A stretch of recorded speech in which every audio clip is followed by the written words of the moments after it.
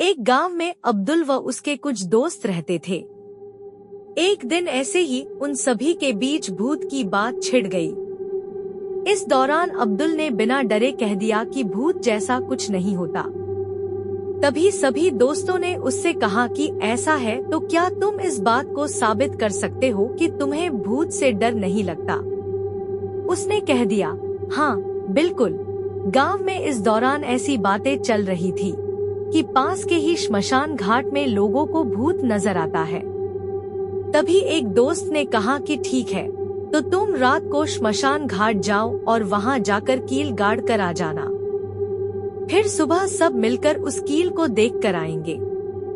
इतना तय होने के बाद अब्दुल श्मशान घाट के लिए निकल गया। रात काफी काली थी क्योंकि वो दिन अमावस्या का था। रास्ते में चलते हुए अब्दुल के दिमाग में भूत की बातें घूमने लगी। उसे डर भी लग रहा था, लेकिन दोस्तों के सामने हंसी होगी ऐसा सोचकर वो आगे बढ़ता रहा और श्मशान घाट पहुंच गया। वहां पहुंचते ही अब्दुल ने कील को गाड़ने के लिए जेब से हथौड़ी निकाली और कील को जमीन में धीरे धीरे गाड़ने लगा। शोर ज्यादा न करने के चक्कर में अब्दुल काफी आराम से कील गाड़ रहा था। कुछ देर बाद उसे लगा कि कोई उसका कुर्ता खींच रहा है। उसका पूरा शरीर ठंडा पड़ गया और वो बेहोश होकर नीचे गिर पड़ा। तभी अब्दुल का पीछा करते हुए श्मशान पहुँचे उसके दोस्तों ने उसे उठाया और गांव लेकर आ गए। काफी देर तक जब अब्दुल को होश नहीं आया तो उस पर पानी के छींटे मारे।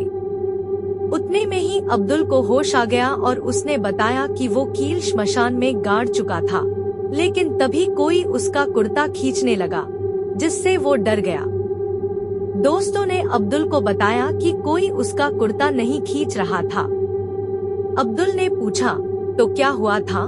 तब उसके दोस्तों ने बताया कि जिस कील को जमीन में वो गाड़ रहा था उसी के नीचे कुर्ता भी दब गया था।